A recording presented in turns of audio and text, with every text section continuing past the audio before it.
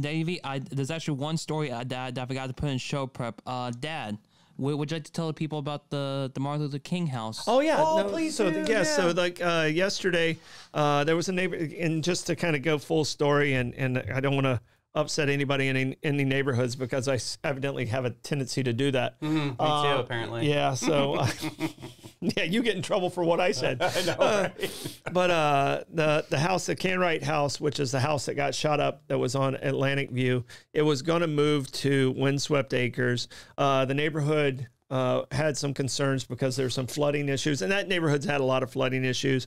Concerns are legitimate, and but the county administration, with their wisdom, has chipped in a little bit more money to move it over closer to where we're trying to get the Florida Museum over at Collier-Blocker-Puryear Park. So it's the one that's on the corner of King Street and Holmes. There's an area right there where the president's house used to be from Florida Memorial, and they want the house there.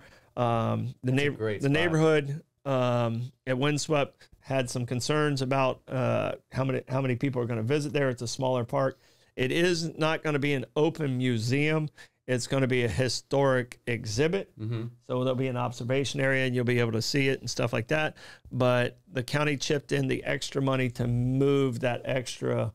So I'll keep you informed as we get closer to when the move, because the move is going to be a challenge. Can you talk a little bit about it? Or I'm a consultant on it for the foundation. Yeah. You know, and the foundation's the one who stepped up and got the grant to save the house. The owners, you know, they tried several different ways to save the house and build around it. But the way the house is positioned on the property, it doesn't meet new code, and they couldn't get the variance. So their only option is to move the house or knock it down. Yeah. Luckily, the foundation and the state stepped up, and now the county stepped up and doing their part to get it to an area that it's more welcomed and it fits the environment of what we're trying to do with the state museum. I got to tell you, I was listening to you talk about moving this. It's quite a feat. It's not just like you're slapping something on some back of a truck here. Yeah, I mean, you really. You have to secure the building so that it doesn't just collapse around you. Right. And because we're moving this so far, we now have to put a cage all the way around the house instead of just in the corners. So there's that. That's the longer move. There's some obstacles like trees and homes. We're going to have to do some tree trimming. The bridge is scary, so we got to make sure the weight is proper and distributed correctly. So there's a lot that goes into moving this house, and it's a 900 square foot house. It's a block house, 900 square foot. So. And you said it's not going to be open 24/7, or no, it'll be by appointment. Cool. You know, and then at that point, once we get it there, it becomes part of the Parks and Recreation Department. Do you think that will help us facilitate trying to get that Black History Museum? You think that'll increase the chance? I think it definitely helps us show our desire, and our commitment to this. Cool. You know, and even if we don't get it, it's still a great exhibit for West Augustine.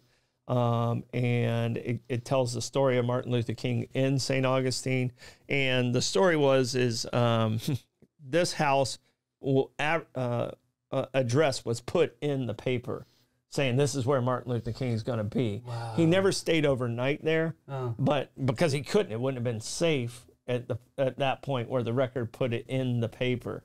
And, you know, just irresponsible reporting in 1964, or maybe they just had hey, let's get this guy. Right, exactly. You know, we got a tip. Can you put this in? Yeah. It's so hard to tell what the motives were, but you know, when Martin Luther King came to St. Augustine, he had to go through multiple houses, so people didn't know where it was at, and multiple houses did get shot up. This is not the only house that got shot. Really? So there were multiple. So even like Dr. Haling's house was shot during that time, but not the same time as, and they actually killed Dr. Haling's boxer.